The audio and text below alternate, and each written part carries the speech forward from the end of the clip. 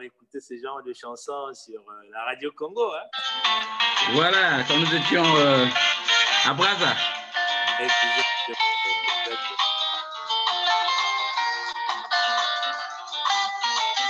Aucune idée du nom de l'orchestre, hein?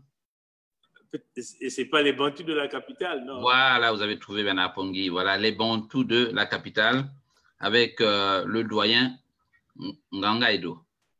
Voilà. Alors, je constate, Bernard Pongui, que nous sommes désormais visibles sur ce Facebook. Alors, il nous faut un rapport d'écoute. Vous savez que nous avions eu quelques... Alors, je vais baisser le volume ici. Nous avions eu, depuis la semaine dernière, quelques problèmes de connexion. Je voudrais me rassurer auprès de ceux qui nous écoutent si ce lien, voilà, je constate qu'il y a des amis déjà connectés, donc je peux avoir la certitude que nous serons suivis aujourd'hui. Encore quelques secondes, Bernard Pongui, de notre ami Nganga Edo pour commencer cette émission. Bernard Pongui. Merci.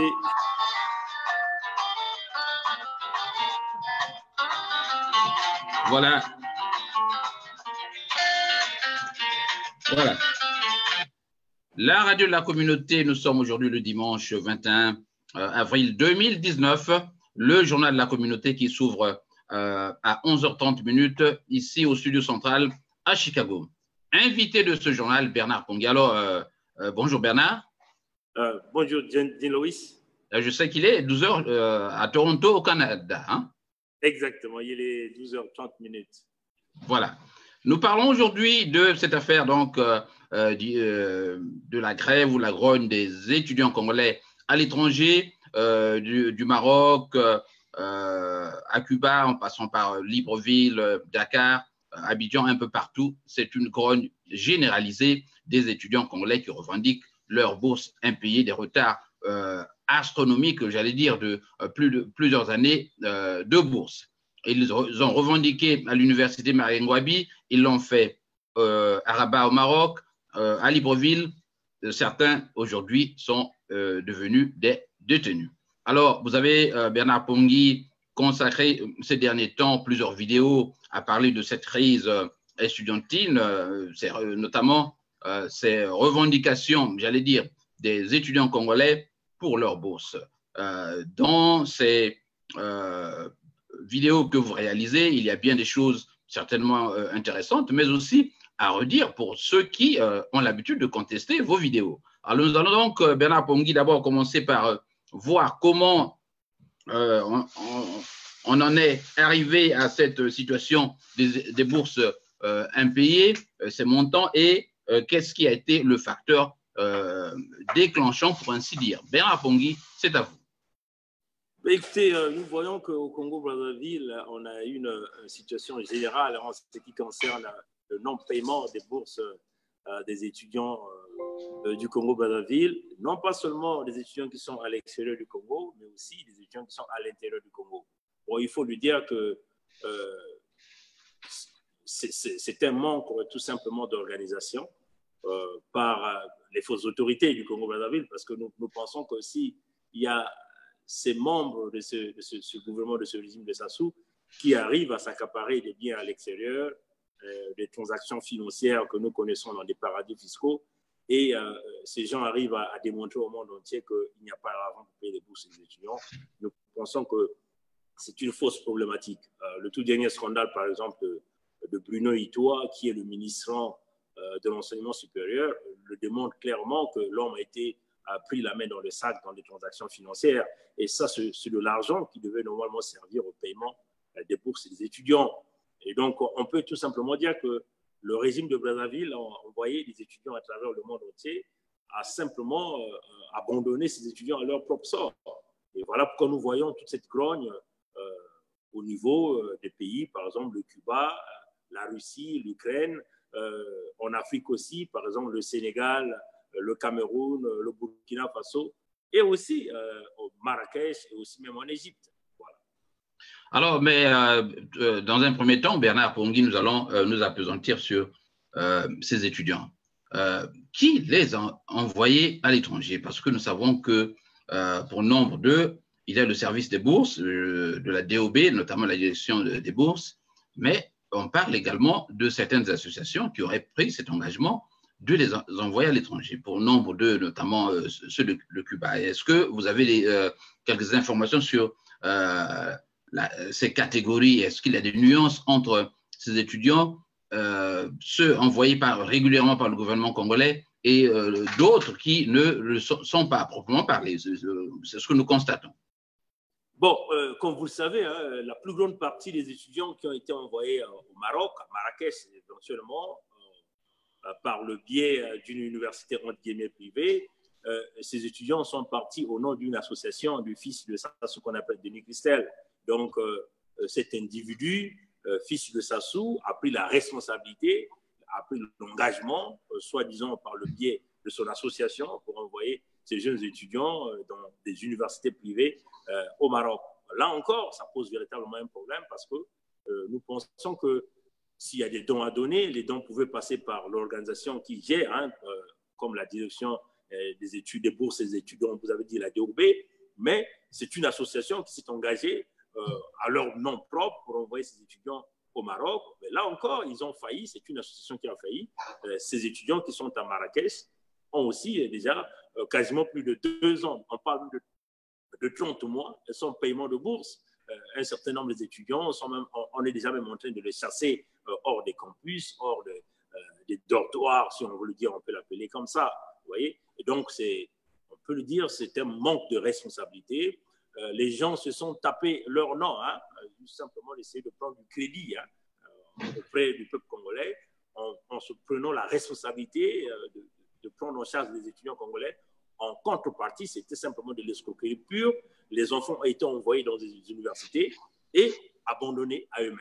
Bon, voilà. Une deuxième partie, ce sont des étudiants qui sont partis au Cuba, en Europe de l'Ouest, en Europe de l'Est, pardon, et puis aussi une partie en Afrique. Ceux-là, ils sont partis avec les bourses de l'État congolais, donc par la direction qui gère la bourse, donc la DOB et ainsi de suite. Mais là encore, le gouvernement congolais, le régime de Brazzaville a manqué à ses engagements pour pouvoir s'occuper ou de pouvoir procéder au paiement des bourses. Donc, dans les pays d'Afrique, des étudiants qui sont dans les pays d'Afrique, on parle quasiment de plus de 30 mois sans pourtant recevoir le paiement. Et ceux qui sont à Cuba, on parle de 27 mois, donc plus de 2 ans sans pourtant recevoir la bourse. Alors, nous abordons dans quelques instants cette ardoise de l'État congolais vis-à-vis de ces étudiants. Mais Bernard Pongui, vous vous souvenez qu'il y a quelques mois, nous parlions déjà de ces étudiants envoyés à Cuba et pour lesquels on pensait qu'ils n'avaient pas le niveau requis et qui, je crois, ont redoublé des classes du fait même de leur valeur intrinsèque. Comment cette sélection s'est-elle faite depuis Brazzaville? Bon, ça encore, ça pose véritablement un problème. Nous savons qu'il y a plus de 2000 étudiants qui ont été envoyés dans les universités de médecine en Cuba. Mais comment ça s'est fait, la sélection à Brazzaville? La sélection s'est faite de façon ethnique, hein, c'est-à-dire qu'on recense parmi les 2000 envoyés à Cuba, 1825, ces 1825 ressortent. Si on peut diviser le Congo en 2 parties, le Congo Sud et le Congo Nord, ressortent des Congolais revenant de la partie Nord. Mais aussi une grande partie parce que leurs parents sont soit membres du Parti congolais du travail ou encore ils sont proches des dignitaires du régime de Sassou Nguesso. Mais en réalité, dans la mentalité de Sassou Nguesso a toujours dit que le Congo couvrait beaucoup plus les cadres ressortant des parties sud du Congo. Donc, il s'est simplement décidé, dans sa petite tête, d'apporter la balance des cadres au Congo. Hein, ça, c'est dans sa petite tête.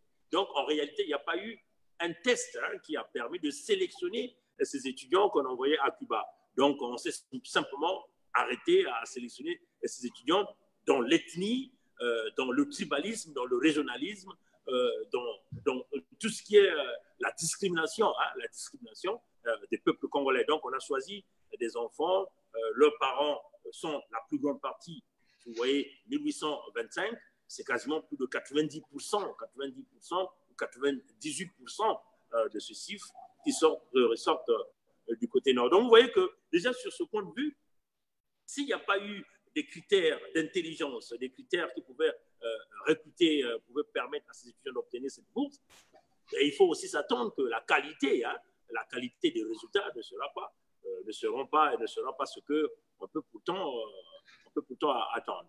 Voilà.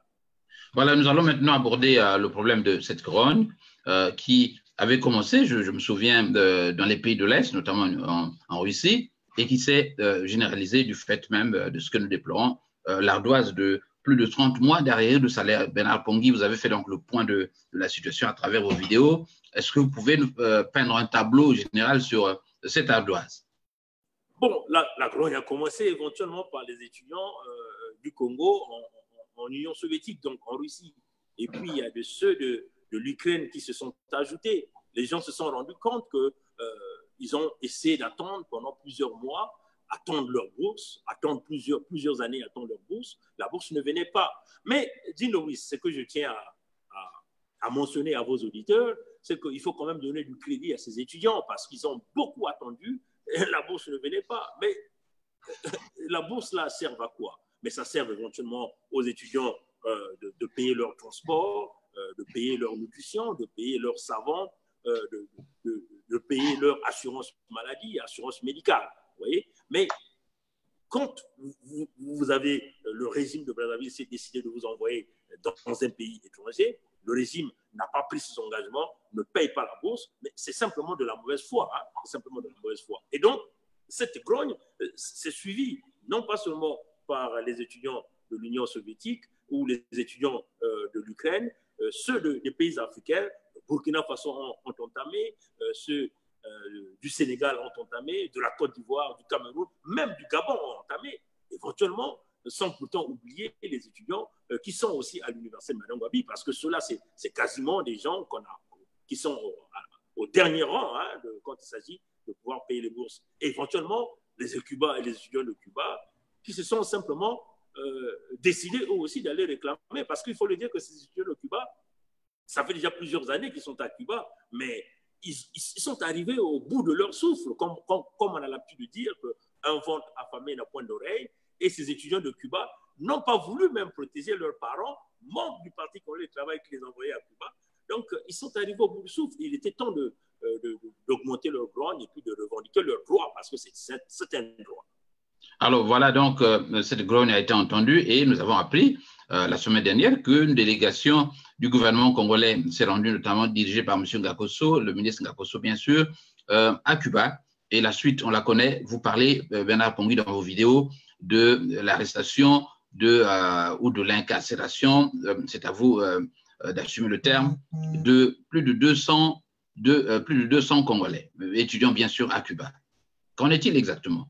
Bon, mais il faut déjà dire que si cette grogne a été en quelque sorte entendue par le régime de Brazzaville, parce que le Cuba a eu peur que la grogne des étudiants congolais puisse, si vous voulez, motiver les étudiants cubains à entamer une révolution. Donc, voilà pourquoi le Cuba a forcé le régime de Brazzaville. Mais avant qu'on arrive là, nous avons vu simplement la violence policière cubaine sur les étudiants congolais, où on a relâché des chiens qui ont mordu les étudiants congolais. Et puis, c'est parce que ces vidéos publiées par ces étudiants ont fait le tour du net. Ça fait du buzz sur les médias sociaux. Et c'est ce qui fait que le régime de Brazzaville, avec la pression du gouvernement cubain, a envoyé donc Jean-Claude Ngakosso, qui est le ministre du régime Sassou des Affaires étrangères, et il était accompagné de Bruno Itoa, l'homme qui devait censé être l'agent payeur des bourses, mais il ne l'a jamais fait. Vous voyez? Et M. Dinoïs, on tient à vous dire qu'il n'y a pas eu que Jean-Claude Ngakosso, mais il y a aussi eu les agents secrets de la DGST, les agents secrets de la DGST qui sont donc partis à Cuba. Bon, en réalité, c'était un guet-apens parce qu'ils ont promis payer 12 mois de bourse, mais en réalité, comme l'a dit un certain nombre de témoignages, je ne sais pas si on aura la chance de vous faire jouer quelques témoignages. En tout cas, c'est que nous constatons que ces enfants-là n'ont pas été payés et ceux dont on a appelé, qui sont venus donc se retrouver à... Jean, tu m'entends là? Jean, tu m'entends? Eh oui, Bernard Pongui, toutes mes excuses, je suis avec le docteur Dieudonné Goma de l'Afrique du Sud que vous connaissez, donc au téléphone, et le docteur Dieudonné Goma va tenter de nous parler de la vie de l'étudiant congolais à Cuba, comment un étudiant peut survivre pendant 30 mois sans bourse. Vous y avez été, docteur Dieudonné Goma, est-ce que vous pouvez rapidement nous en parler? Merci, monsieur John Lewis. Merci à tous ceux qui suivent. Augmente un peu le son parce qu'on ne l'entend pas bien. Ah bah, il y a des problèmes de son. Docteur? Allô? Oui, je crois que nous avons des problèmes de son. Il faut augmenter juste le volume. Sinon, le son, il est bon. C'est juste le volume. Le volume est à fond déjà. Allez-y, docteur. Est-ce que là, Est-ce que c'est mieux là déjà, Bernard Pongui? Non, pas vraiment du tout. Je ne sais pas s'il y a les autres auditeurs qui sont là pour essayer. Bon, je vais essayer, docteur, de vous rappeler dans 5 minutes le temps que je mette en place un autre système là, pour vous avoir. Ok, d'accord, il n'y a pas de problème. Merci, docteur. Alors donc, nous avions quelques problèmes de ligne avec le docteur Dieudonné Goma. Nous parlons aujourd'hui de la situation explosive des étudiants congolais à l'étranger. Alors, nous reviendrons sur le docteur Goma le temps que tout s'arrange au niveau du Messenger ou du WhatsApp. De la même manière, Bernard Pongui pourrait tenter de l'appeler au téléphone si vous avez son numéro, bien sûr. Alors, Bernard Pongui, vous parliez de la situation de ces incarcérés. Comment, de la perception de la bourse, ces étudiants se sont retrouvés dans des geôles, entre guillemets, puisque nous ne savons exactement pas où se trouvent ces étudiants?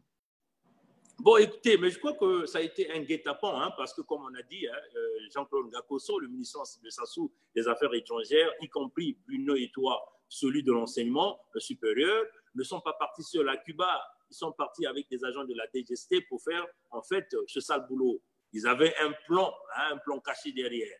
Donc, on a donc demandé aux étudiants le 18, de se rendre à l'ambassade pour récupérer leur dû, donc leur bourse.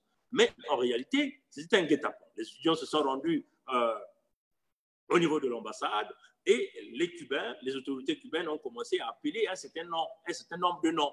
Et on leur a demandé de rentrer dans des bus. Et donc, à partir de là, ils ont donc pris 202 étudiants et qu'on les a emmenés dans une trajectoire inconnue.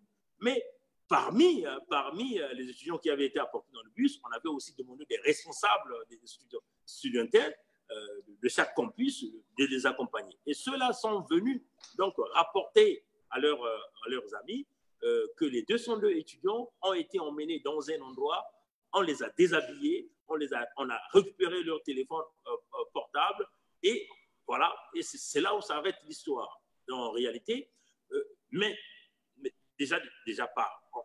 Ce que nous sommes en train de voir honnête avec ce que nous appelons les griots du régime Sassou, ils sont en train de dire que les étudiants qu'on a emmenés dans le bus vont être rapatriés à Brazzaville parce qu'ils ont échoué à leur examen ou à leurs études. Ce qui est quand même curieux, parce qu'on ne pouvait pas rappeler ces étudiants après la grogne. Ces étudiants sont restés pendant plusieurs temps. On ne peut pas nous dire ici que le régime de Brazzaville avait là l'intention d'aller prendre les étudiants qui ont échoué. Mais même si les étudiants avaient échoué, oui, il faut voir qu'il faut partager la responsabilité. Parce que notamment sur les raisons.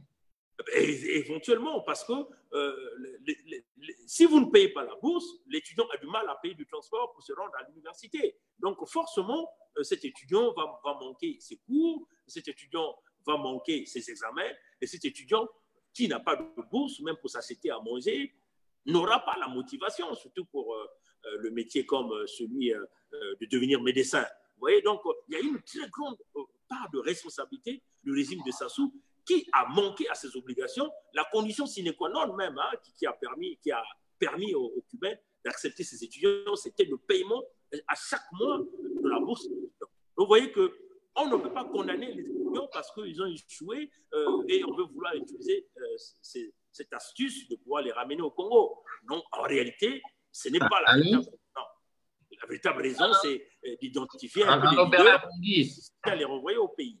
Bernard Pongui, nous allons tenter de joindre le docteur Goma une fois de plus. Toutes mes excuses pour ces difficultés que nous avons, somme toute improvisées. Alors, docteur, est-ce que vous m'entendez, docteur? Je vous entends très bien, 5 sur 5. Voilà, est-ce que Bernard Pongui, vous pouvez l'entendre? Oui, je l'entends. Oui. Voilà, docteur Pongui, docteur Goma, j'allais dire, toutes mes excuses. Alors, merci, bienvenue sur Radio Congo Live 11 Chicago. Nous parlons de la situation explosive des étudiants congolais à l'étranger et précisément celle de Cuba où nous déplorons l'arrestation ou l'incarcération ou le rapatriement de quelques étudiants congolais, plus de 200. Alors, docteur, nous savons que vous avez été, vous êtes donc un chirurgien de renommée internationale, tout le monde le sait. Vous avez étudié à Cuba. Comment un étudiant congolais peut vivre pendant 30 mois sans bourse à Cuba? Bon, merci, salutations à tous et à toi et à tous les auditeurs de la radio de la communauté depuis Chicago. Mais écoute, comment les jeunes Congolais peuvent survivre dans un environnement comme celui de Cuba? Allô, vous m'entendez? Oui, oui. Oui, on t'entend là. Je voulais d'abord premièrement préciser que Cuba est un pays communiste qui met quand même à la disposition de tous les étrangers qui viennent étudier dans ce pays des commodités ou des facilités de base.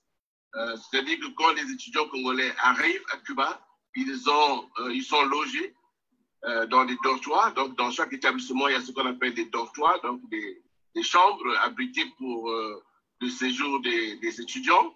Il y a en plus aussi ce qu'on appelle un réfectoire, c'est-à-dire que là où leur repas est servi, donc ils ont quand même droit à un petit déjeuner, à un déjeuner, à un dîner.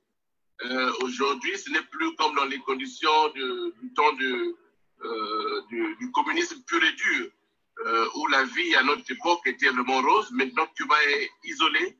Je dois rappeler aussi à tout le monde que Cuba vit sous embargo depuis 60 ans.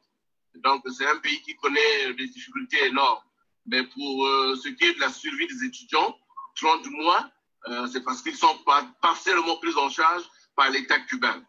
Mais il faut avouer que la bourse est nécessaire pour ces étudiants parce qu'ils doivent payer le transport, ils doivent s'acheter des produits de toilette, par exemple, et tout ça. Donc, c'est toujours nécessaire que la bourse leur soit versée. Alors, c'est une bourse d'une valeur d'à peu près combien, docteur, si ce n'est un secret? Ben, je ne sais pas. Franchement, je ne sais pas. Je sais qu'à notre époque, elle était de 25 000 francs CFA l'année. 25 000 francs? 25 000 francs CFA l'année.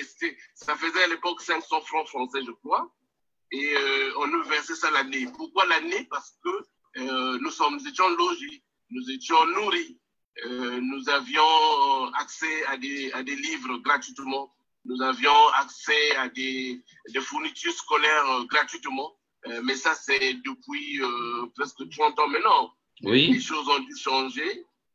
Et je me souviens que quand, après la conférence nationale, une résolution avait été prise au niveau du Congo où on avait exigé le paiement de bourse d'une façon mensuelle aussi pour ceux qui étaient à Cuba, vu la précarité dans laquelle les étudiants s'étaient retrouvés. Oui. Et à cette époque-là, on avait retenu le montant de 30 000 francs CFA le mois pour la bourse des étudiants. Donc, ceux qui ont eu ça après nous, ils ont pu bénéficier de ces 30 000 francs CFA qui étaient payés maintenant mensuels. Mais à notre époque, la bourse était de 25 000 francs CFA l'année. Alors, docteur, elle venait avec des retards d'ailleurs. Docteur, dans la région, on me signale qu'elle est passée au double, donc à 50 000 francs CFA, donc 100 $ environ.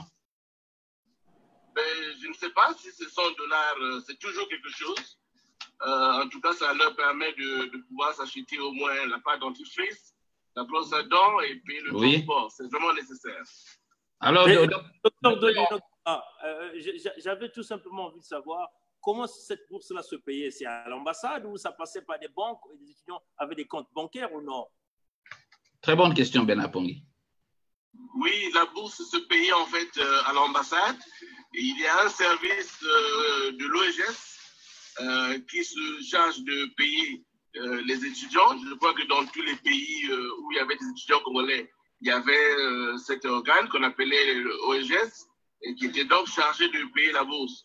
Et pour notre cas, on faisait même un peu du chantage parce que tout le monde devait être membre de l'UJSC et celui qui n'était pas à jour avec ses cotisations statutaires, on ne lui payait pas la bourse. Donc, on exigeait un peu de payer d'abord les cotisations de l'UJSC et cet argent, on ne savait pas d'abord où est-ce que ça partait.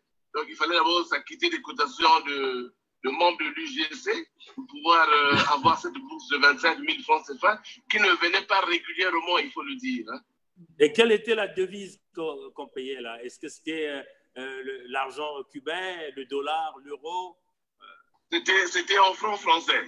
En francs français. 500 francs français et on ne payait cela en francs français. Je suis sûr que si on peut vérifier, je crois qu'on doit encore avoir des arriérés de bourse. Hein. Parce que, comme je l'ai dit, on ne payait pas régulièrement. Et même quand on ne payait pas, on s'en passait parce que nous étions, comme je l'ai dit tantôt, nous étions logés et nous avions un réfectoire où nous mangions, en tout cas, correctement. C'est-à-dire que tu pouvais te servir, c'était à volonté. Hein. Si tu étais gourmand, tu pouvais manger autant que tu pouvais. Mais les conditions ont beaucoup changé parce que avant que je ne quitte même Cuba, les années 90, 91, 92, la situation était devenue très, très, très difficile, insoutenable, disons même. Et je crois qu'aujourd'hui, les conditions dans lesquelles vivent nos enfants qui sont à Cuba ne sont pas les mêmes. Même s'ils ont des dortoirs, même s'ils ont un réfectoire, où ils peuvent avoir peut-être un petit bout de pain, mais ce n'est plus comme avant. Alors docteur, Dino, oui, j'avais une question rapide à poser au docteur Goma. Allez-y. Dans votre groupe, s'il y avait des étudiants qui avaient des difficultés pour réussir à leur examen, est-ce qu'on les renvoyait au pays? Ou on leur apportait simplement un service qui pouvait leur permettre de pouvoir remonter avec les cours qu'ils ont échoués? Comment ça se passait à votre époque? Vous devez savoir que Cuba tient beaucoup à la réputation de son système éducatif. Cuba, vous savez que Cuba exporte beaucoup de cadres dans ce domaine, du domaine sanitaire également. Donc, ils prennent vraiment beaucoup de sérieux, ils font plein de choses font attention à ce genre de questions. Donc, pour nous qui étions à la faculté de médecine, pour les Cubains, quand tu as échoué une fois, tu es renvoyé, tu ne peux plus faire la médecine. Tu peux aller dans une autre faculté, faire autre chose, jamais la médecine. Pour les étudiants étrangers, il y avait une grâce, c'est-à-dire qu'on t'autorisait à répéter une année. Et après cela, si tu répétais pour la deuxième fois, tu t'es renvoyé, tu pouvais aller faire autre chose, quoi. D'accord. Donc, on peut dire qu'il y avait quand même un programme pour donner un peu de l'amnistie à ceux qui ont échoué, pour leur donner la chance de se rattraper, quoi. Il y avait une amnistie. D'abord, les examens, comment ça se passe? Il y a une session ordinaire où tout le monde va composer. Ceux qui manquent à cet examen, il y a une session qu'on appelle extraordinaire, donc un examen de rattrapage. Et il y a ce qu'on appelait le mondial. Le mondial, c'était les grandes vacances d'été. Pour ceux qui avaient manqué, on leur accordait une énième chance pour vraiment essayer de repêcher le maximum. Mais quand on manque le mondial, l'examen, donc la dernière chance en été, généralement, et pour les Cubains, ils étaient renvoyés systématiquement de la faculté de médecine. Et pour les étrangers, on accordait une dernière chance. Et quand tu répétais encore pour la deuxième fois, voilà, tu ne peux plus faire médecine. Vraiment, les Cubains tenaient à cela. Donc, ils sont vraiment très exigeants. Docteur, je vous connais pointilleux dans le domaine, mais vous constatez que depuis Brazzaville, il s'est posé un problème de sélection de la valeur intrinsèque de ces étudiants. Je crois que vous l'avez appris autant que moi. Vous ne voyez pas que dans l'intervalle du temps où vous y étiez à ce jour, que le niveau a considérablement baissé et qu'en partie, il faut reconnaître qu'effectivement, ces élèves n'ont… Ah oui, bien sûr. Voilà. Bien sûr, bien sûr. Bien sûr. Non, le niveau a beaucoup baissé. Et je me souviens, j'ai fait un post il y a quelques jours et tout le monde m'a attaqué pour dire mais comment est-ce que tu peux trahir le Cuba comme ça? Mais c'est un fait, c'est un constat. Parce que mon intervention est partie du fait d'un constat, évidemment, sur les étudiants sud-africains qui sont en Afrique, qui sont à Cuba. Nombreux, quand ils reviennent, vous sentez des lacunes, vous sentez vraiment le décalage avec ceux qui ont étudié ici, mais très, très important. Et moi, j'essaie d'imaginer que c'est lié au fait que Cuba vit un peu comme dans l'isolement. Vous savez que les protocoles aujourd'hui thérapeutiques au niveau international, tous les pays, plus ou moins, essaient de faire un peu comme les échanges. Il y a même des professeurs qui vont enseigner dans d'autres universités, dans d'autres pays. Il y a des échanges comme ça dans le domaine éducatif.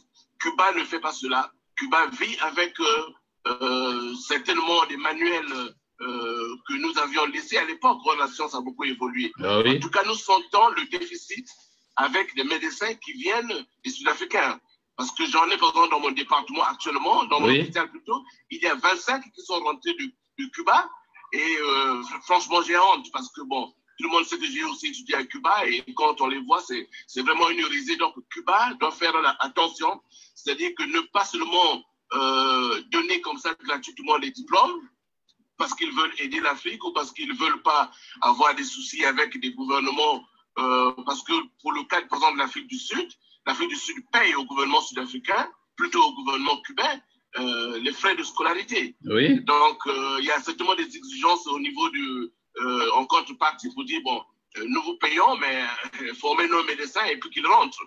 Alors que, bon, en ce moment-là, donc, il n'y a pas assez de rigueur, si bien que ceux qui sont venus, les Sud-Africains qui sont ici, en tout cas, le niveau est très, très bas. Mais déjà, pour ce qui est des étudiants congolais, je crois que les autorités cubaines avaient manifesté comme un peu des doutes sur la capacité des Congolais à terminer le cursus universitaire. Parce que la plupart des Congolais qui sont partis, comme tu as parlé des critères de sélection que nous ne connaissons pas, c'est tellement basé sur la tribu, le clan, comme d'habitude, pas sur la base du mérite. Et Cuba s'est senti un peu gêné du fait que le niveau des Congolais était jugé très, très bas. Et donc, ce n'est pas étonnant qu'il y ait des Congolais comme ça qui est peut-être que les Cubains voudraient renvoyer parce que, bon, ils ne peuvent pas tenir. Hein. Voilà. Mais docteur Bernard Pongui, on va laisser partir le docteur Dieudonné Goma. Docteur, pour partir, est-ce que vous avez là-bas sur place à Cuba des amis que vous contactez, notamment relativement à la situation des étudiants? Est-ce qu'il y a des associations pour lesquelles vous estimez qu'ils peuvent les aider? Que faites-vous concrètement? Bon, concrètement, nous avons voulu d'abord manifester un élan de solidarité parce que, évidemment, 30 mois sans bourse, dans les conditions actuelles, c'est vraiment un martyr. Et donc, nous avons essayé, avec les difficultés qui sont les nôtres, hein, de soutenir ces enfants, ne fût-ce que sur le plan moral. Nous avions créé un groupe WhatsApp pour essayer d'échanger avec tous ces étudiants, pour leur demander de faire la pression sur le gouvernement congolais pour que leur bourse soit payée, parce qu'il ne manque pas de l'argent au Congo. Nous avons vu que Claudia est allée acheter un appartement dans la Trump Tower à New York, donc il ne manque pas de l'argent. Il ne manque pas de l'argent au Congo. Et donc, en ce moment-là, la priorité doit être accordée aux étudiants qui sont à l'étranger parce que ils sont quand même là-bas, ils n'ont pas de père, ils n'ont pas de mère, ils n'ont pas de frère, ils sont à la merci comme ça, donc il faut les soutenir. Donc nous, avec, dans la limite de nos moyens, de nos capacités, nous essayons d'apporter un soutien moral à tous ces jeunes. Voilà, merci. C'était donc le docteur Dieudonné Goma, chirurgien congolais en Afrique du Sud, que vous connaissez bien, très actif sur Facebook. Bernard Pongui, alors nous revenons sur ce plateau avec vous. Bernard Pongui, salut donc à tous ceux qui sont connectés sur Jean Lewis, à la radio de la communauté. Nous avions eu quelques difficultés de connexion depuis 2 ou 3 semaines. Maintenant, tout est revenu dans l'ordre. Vous pourrez donc participer activement à cette émission, et donc en posant des questions qui font sens à Monsieur Bernard Pongui. Alors Bernard, la situation actuelle de ces étudiants incarcérés, où se trouvent-ils? Mais personne ne connaît là où ces étudiants se retrouvent. Dino, oui, si vous me permettez, je vais vous présenter une loi internationale que le Cuba avait ratifiée. Donc, permettez-moi tout simplement de prendre ma caméra et je vais donc vous présenter ce document dont nous sommes en train de parler ici. Je vais essayer de voir si j'aurai la chance essayer de tourner l'écran ici. Je vais simplement essayer de regarder un instant. Voilà. Voilà, je vais essayer de tourner. Je ne sais pas si vous êtes en mesure de regarder cette convention des Nations Unies. Ici, nous sommes bien dans le website des Nations Unies et c'est sur, en réalité, c'est sur le chapitre numéro 4 ici. Je ne sais pas si vous êtes en train de regarder ici. Absolument, oui. Voilà, chapitre numéro 4 des droits de l'homme. Il y a ce qu'on appelle la Convention internationale pour la protection de toutes les personnes contre les disparitions forcées. C'est une convention qui a été qui avait été approuvée par les Nations Unies depuis le 20 décembre 2006. Mais si vous essayez de regarder tous les États qui ont ratifié cette convention, en réalité, vous le voyez ici, la date de signature. Par exemple, si nous prenons le cas de l'Albanie, l'Albanie a signé le 6 février 2007 et a ratifié cette convention le 8 novembre 2007. Mais si vous descendez, si vous allez un peu plus en bas, donc je vais essayer de descendre ici. Est-ce que vous êtes en train de regarder mon stylo? Absolument, oui. Le Congo l'avait signé le 6 février 2007, mais le Congo n'a jamais ratifié cette convention. Ça, c'est cette question que vous devez vous poser. Pourquoi le Congo n'a jamais ratifié cette convention? Mais par contre, si vous allez un peu plus en bas, vous allez regarder le Cuba. Le Cuba l'a signé le 6 février 2007 et l'a ratifié le 2 février 2009.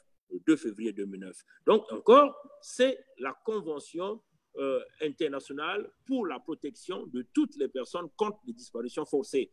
Donc, sur ce point de vue, dit Louis, vous comprenez bien avec moi que si le Cuba a ratifié cette convention, permettez-moi tout simplement d'essayer de poser la caméra pour revenir à notre débat.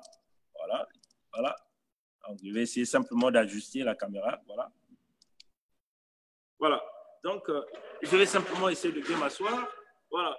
Donc, si le Cuba l'a ratifié, ça veut seulement dire que le Cuba a là une très grande partie de la responsabilité de protéger ses étudiants, connaissant que le régime de Brazzaville est un régime brutal, un régime violent, un régime criminel. Nous ne voulons pas que les étudiants qui ont été arrêtés à Cuba ou disparus à Cuba puissent subir le sort des jeunes qui avaient été assassinés dans la prison à Brazzaville, qu'on appelle la prison qu'on appelle Chakona, où les 17 jeunes ont été amenés dans la nuit et le lendemain, tous ils sont morts dans la prison, assassinés, torturés, ainsi de suite. Donc, vous voyez que le Cuba a une grande part des responsabilités ici. On ne peut pas nous parler ici des prétextes que ces étudiants ont échoué. Comme l'a expliqué le docteur. Bernard Pongué, vous pensez que c'est un prétexte? Bon, bien sûr, M. Dinovis, il y a eu un ministère de l'enseignement supérieur qui suit tous les étudiants congolais à l'étranger. Pourquoi ce ministère-là n'avait jamais rapatrié ces étudiants depuis très longtemps quand ils étaient informés des résultats des étudiants? Ils ont attendu une grogne et de surcroît, le jour du paiement, donc on tend un guet-apens aux étudiants et quand ils se présentent à l'ambassade, on les met simplement, on les met dans les bus et portés disparus aujourd'hui. D'aucuns parlent ils vont aller faire la prison au Congo, mais si vous voyez la note signée par le recteur d'université à Havane, on dit qu'ils ne vont pas poursuivre ces étudiants. Donc, il y a bien là une fenêtre qui est ouverte pour encore donner la chance à ces étudiants. En réalité, Sassou est parti à envoyer Gakoso, à envoyer Bruno Itoa et les agents secrets de la DGST pour accompagner les Cubains à mener cette opération.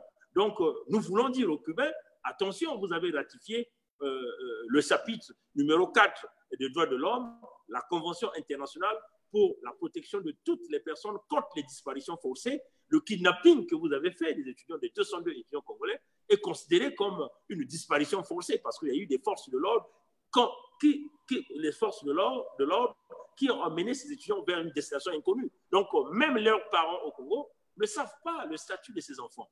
Mais quand nous sommes en train de voir les griots du régime Sassou sont déjà en train de dire que le régime Sassou est en train de préparer l'arrivée de ces enfants à Brazzaville ou à Oyo. Donc, certainement, ils iront donc faire la prison. Pour Sassou, c'est une humiliation, parce que ces enfants de Cuba se sont levés, le monde entier a vu que Sassou était incapable de payer la bourse. Donc, Sassou, c'est une humiliation. Mais vous connaissez cet homme, dit Loïs. Cet homme, il est rancunieux. Cet homme ne pardonne pas. Donc, notre peur, c'est de voir ces enfants rentrer au Congo et se faire torturer, se faire massacrer. Et nous voulons que la communauté internationale, par le biais du chapitre 4 du droit de l'homme, la Convention internationale pour la protection de toutes les personnes contre les disparitions forcées, nous voulons que la communauté internationale, que les États-Unis renforcent cette loi internationale, que le Canada renforce cette loi, que la France renforce cette loi, que tous les pays des Nations Unies renforcent cette loi pour protéger ces jeunes étudiants congolais. Alors Bernard Pongui, avant que cet avion ne décolle de La Havane pour Brazzaville, est-ce que concrètement, qu'est-ce que vous allez faire? Allez-vous vous constituer en groupe pour vous rendre aux Nations Unies? Concrètement, qu'allez-vous faire au-delà des vidéos, des coups de gueule? Mais éventuellement, c'était ça l'objectif de ce direct, de passer cette émission avec vous. Nous voulons demander tous les Congolais à la solidarité, c'est-à-dire ceux qui sont au Canada, qu'on se regroupe autour d'un bloc. Il faut qu'on aille à Ottawa, il faut qu'on aille au ministère des Affaires étrangères du Canada expliquer l'affaire. Ici, il va falloir que nous partons aux États-Unis, il va falloir qu'on le fasse. Il faut le faire le plus rapidement possible dans les secondes qui vont suivre. Moi, je suis prêt à recevoir toutes les communications. Moi, j'ai toujours dit que nous sommes convenablement ouverts à tout débat en ce qui concerne les problèmes des jeunes du Congo. Là, nous faisons face aux jeunes qui sont en danger de mort potentiellement. 202, c'est énorme, nous ne pouvons pas l'accepter. Et une chose que les Cubains doivent savoir, Sassou est en train de les manipuler parce que le régime de Brazzaville a refusé de ratifier cette convention parce que le régime a commis le génocide dans le département du Pôle, le coup d'État de Sassou de 1997, le massacre des populations dans le sud à partir de 1998 avec son plan Moé-Bara 1, Moé-Bara 2. Voilà pourquoi Sassou refuse de ratifier cette convention internationale pour la protection de toutes les personnes contre les disparitions forcées, éventuellement avec les disparus de Pite de Brazzaville. Voilà pourquoi le régime Sassou Nguesso refuse catégoriquement de ratifier cette convention. Donc vous voyez que si Sassou refuse, en réalité Sassou veut utiliser les Cubains. Les Cubains certainement doivent se rendre compte que ce monsieur n'a jamais ratifié cette convention et il vient faire le désordre sur notre territoire. Alors nous n'avons pas là le droit de livrer les 202 étudiants congolais. Donc donnez encore la chance à ces 202 étudiants congolais de terminer les études, donnez-leur les conditions nécessaires. Si jamais ils ont échoué, donnez-leur la chance de se rattraper. Nous en sommes convaincus que ces enfants ne sont pas partis à Cuba simplement pour s'asseoir. Ils ont envie de réussir, de ramener le diplôme dans leur pays. Donc, il va falloir que nous les accompagnions par des programmes. Donc, les autorités cubaines doivent forcément comprendre que Sassou les manipule. Si jamais quelque chose arrive à ces enfants, c'est encore les noms de Cubains qui vont être mis sur la Select internationale, comme d'ailleurs les médecins cubains ont été mis lors de l'assassinat du président Marien Ngouabi en 1977. Donc, vous voyez qu'on le dit encore aux Cubains. En tout cas, ne suivez pas le régime de Sassou. Sassou veut vous manipuler, Sassou veut vous mettre en difficulté. Protégez ces 202, donnez-leur leur liberté, donnez-leur la chance de pouvoir terminer leurs études. Voilà, j'espère que cet appel sera entendu, Bernard Pongui. Nous allons, je rappelle que nous sommes au Journal de la Communauté avec pour invité Bernard Pongui, qui est un résistant du Canada. Alors, nous allons refermer ce chapitre étudiant je crois qu'il n'y a pas apparemment des questions qu'on vous adresse ici, Bernard Pongui. Bon, vous avez Kinia qui nous souhaite bonne fête de Pâques. Merci beaucoup, madame. Merci. Voilà. Donc, Bernard Pongui, nous allons refermer ce chapitre, sous-chapitre, j'allais dire, étudiant, pour parler du scandale Lembumba. Je l'abordais déjà avec le député du PCT que j'ai reçu la semaine dernière, monsieur Ebina, voilà. On parle d'une information vérifiée, pour ainsi dire, du Global Witness, je crois, qui parle d'une faramineuse somme de 7 millions de dollars versés à la Fondation Trump pour l'achat d'un appartement à Trump Tower. Alors, ça constitue également un dossier dans vos vidéos de cette semaine ou de la semaine dernière, Bernard Pongui. Bon, dis Loïs, avant que je rentre rapidement, je vais conclure sur le dossier cubain, mais en réalité, Sassou a déjà trouvé un bouc émissaire. C'est le général Ebadep. Ebadep, qui est un général qui est de la même classe que le colonel Nsuru, que le général Adoua, que le général Avoukou, vous voyez, parce que déjà Sassou l'accusait déjà de vouloir essayer de compléter un coup d'État au Congo avec tous ces généraux que nous avons dit. Mais nous savons le sort du général Avoukou, il a été empoisonné. Le sort du général Adoua, il a été empoisonné. Nsuru est mort en prison empoisonné. En réalité, pour Sassou, il dit que c'est le général Ebadep qui a motivé les jeunes étudiants congolais pour aller revendiquer, pour amener à cette grogne. Donc, voilà pourquoi vous avez vu la note qui est en train de rappeler le général Ebadep à Brazzaville. Donc, voilà pourquoi nous le disons, Ebadep devient aujourd'hui le bouc émissaire du scandale du régime Sassou à Cuba. Voilà. Alors, maintenant, nous ne connaissons pas ce général, il n'est pas notre parent, mais nous voulons simplement le sauver la vie. Connaissons le régime Sassou, ça ne sert pas que ce général mette encore son pied, et bien, nous connaissons la suite. Maintenant, s'il veut, il veut douter de ce que nous sommes en train de dire, ça n'engage que sa propre responsabilité. Voilà. Bon, Dino Wiss, Global Witness a fait une grande révélation. Global Witness parle des contrats pétroliers. La fille de Sassou, dans sa part, a reçu 20 millions de dollars américains. Dans ces 20 millions de dollars américains, elle a utilisé 7 millions de dollars américains pour s'acheter un appartement de 2 chambres à Trump Tower, à Manhattan, à New York. Et dans leur magouille, elle a donc mis le nom de l'appartement à sa fille, une fille qui a peut-être 20 ans. Quand même curieux, une fille qui n'a jamais travaillé va détenir des moyens, 7 millions de dollars américains pour s'acheter un appartement luxueux en plein centre de New York. Mais dis-nous, oui, c'est que les auditeurs doivent savoir. 7 millions de dollars américains, c'est équivalent à 4 milliards 78 millions de francs CFA et quelques cents. Donc, vous voyez que c'est beaucoup d'argent pour le peuple congolais, pour un pays où les gens se nourrissent, comme le dit le rapport Bertelsmann, les gens se nourrissent à moins de 1 dollar par jour, à moins de 1 dollar par jour. Et ça, c'est le rapport Bertelsmann qui le dit. Donc, vous voyez qu'un individu, la fille de Sassou, prend sa main, vole l'argent du contribuable congolais. Pendant ce temps, les bourses ne sont pas payées. La grogne, ce n'est pas seulement à Cuba, c'est dans tout le pays. Vous avez des pays où les étudiants congolais ont plus de 30 mois sans percevoir leur bourse. Vous avez des retraités qui ne perçoivent pas leur pension. Vous avez des salaires qu'on paye un mois sur 7. Et vous avez des hôpitaux qui se ferment, des morgues qui se font bourrer. Et c'est une situation chaotique. Et ça doit demander au Fonds monétaire international vraiment d'ouvrir les yeux sur le Congo-Brazzaville. Parce qu'on ne peut pas s'imaginer qu'une famille est en train de faire souffrir toute une population. Nous, tous les jours et chaque année, c'est toujours les mêmes choses. On a un retard de salaire, on a des bourses impayées, on a des pensions impayées. On ne peut pas continuer avec la même récitation tous les jours et chaque année, dit Loïs. Nous connaissons les gens qui ont tenu l'argent du Congo, les gens qui bénéficient de l'argent du Congo, les gens qui volent impunément l'argent du Congo.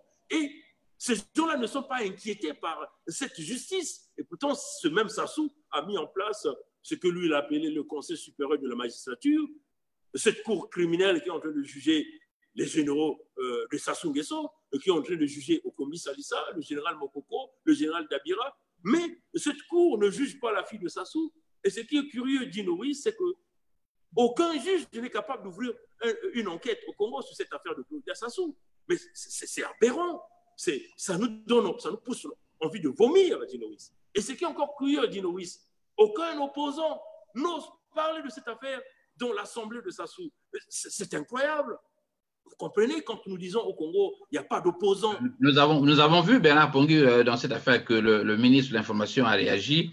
Doit-on dire que c'est une affaire d'État ou une affaire privée? Bon, là encore, c'est quand même curieux. Que représente Claudia dans ce régime de Sassou? Mais Claudia n'est que la fille de Sassou. On nous parle chargé de la communication de Sassou. Mais vous aviez, entre guillemets, un ministre de la communication qui jette comme ça sur les médias. Bernard Pongu, vous n'avez pas besoin d'utiliser des termes dégradants de cette nature sur cette antenne. Appelez-le ministre. Non, mais écoutez, nous n'avons jamais reconnu le régime de Brazzaville. Nous ne pourrons jamais appeler ces gens-là des irresponsables des ministres, dit Lewis. Parce que si vous avez envoyé les enfants d'autrui dans des pays étrangers, vous ne payez pas la bourse, on ne peut pas, vous ne méritez pas ce respect, ce grand respect, parce que vous n'êtes pas des hommes d'État. Vous êtes un groupe mafieux qui est en train de gérer le pays comme si on gérait, même sa propre famille ne peut pas être gérée comme ça. Thierry Mungala qui nous vient avec une déclaration. Ce qui est quand même curieux, c'est qu'après la déclaration de Thierry Mungala, mais nous avons tous suivi l'avocate de Claudia Sassou sur la radio. Et voilà, l'avocate le dit d'une manière claire qu'ils n'ont jamais eu l'intention de porter plainte de diffamation contre Global Witness. Mais c'est incroyable. Si votre réputation est entachée sur le niveau international et que vous avez des moyens, puisque vous avez les moyens de l'État, vous n'êtes pas capable de porter plainte. Alors, ça vous pousse à dire quoi? Ça vous pousse simplement à déduire que Global Witness est dans la vérité. Et eux, ils se sont rendus compte qu'ils ne pourront jamais gagner un procès contre Global Witness. Et de surcroît, dit Lewis, vous et moi, vous connaissez bien New York Times, c'est un grand journal du point de vue international, avec un chiffre d'affaires à coups de milliards.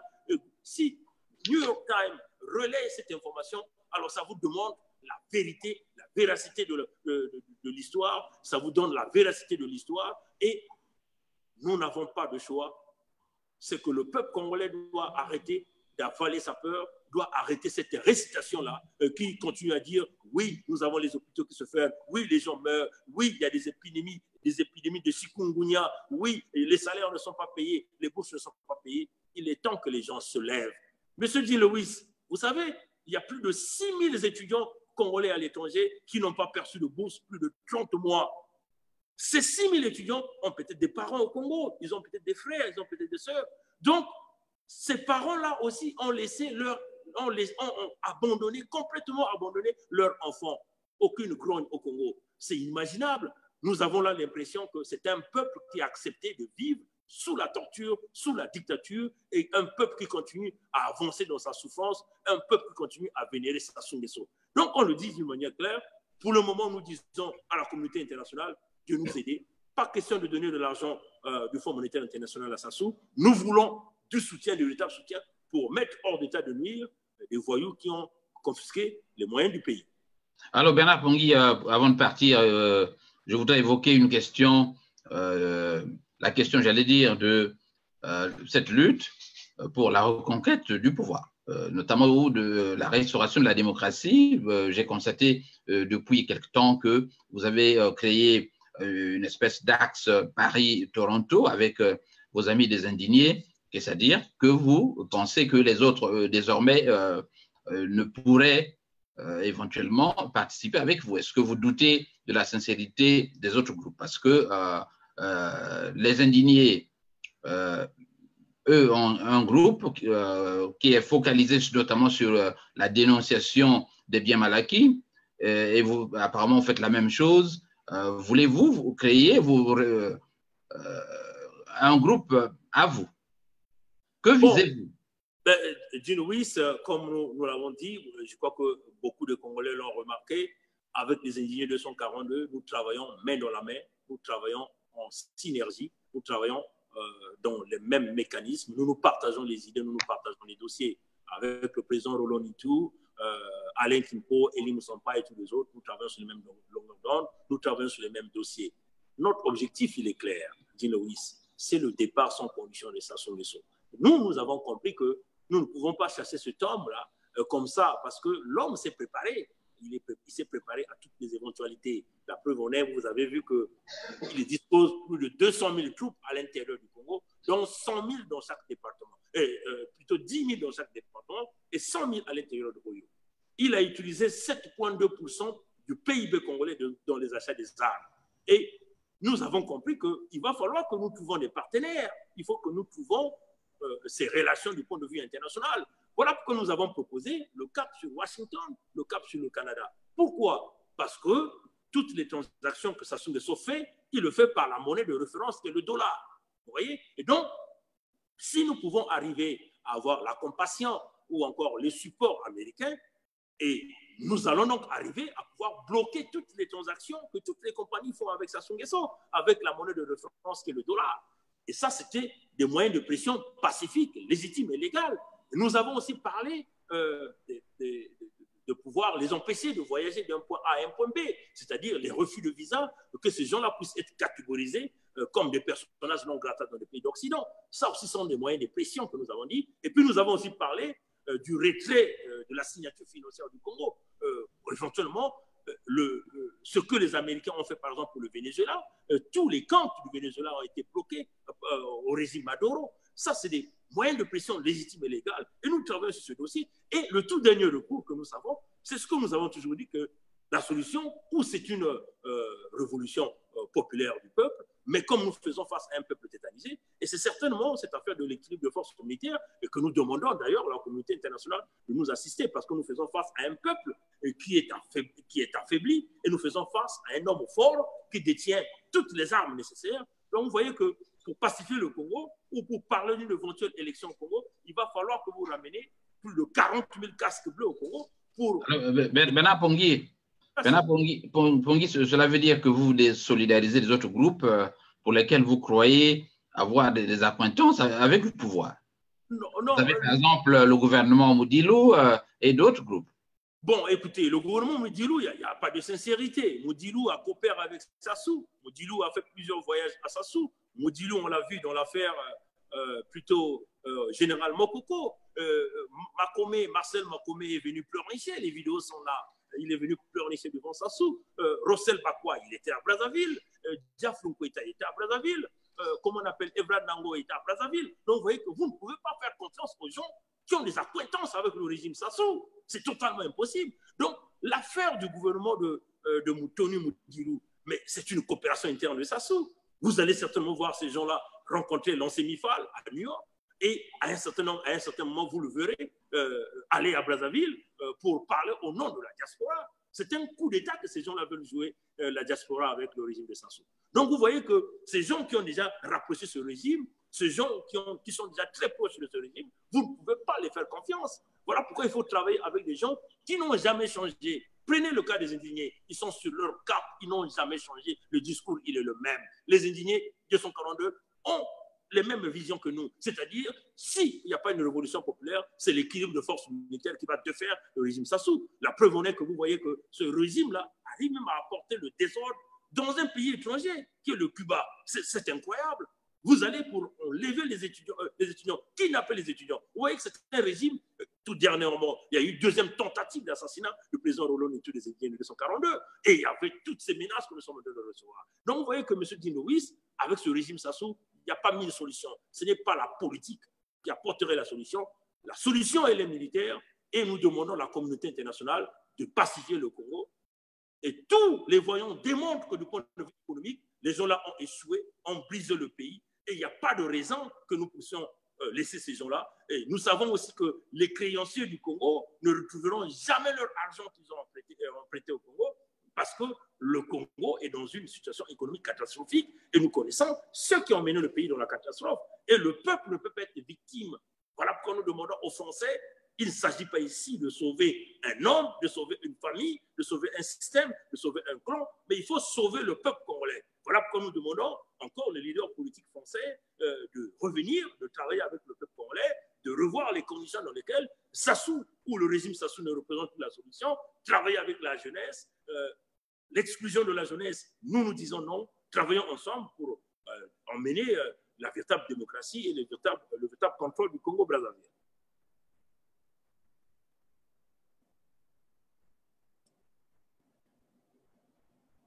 Monsieur Dino-Luis, vous êtes là? Allô?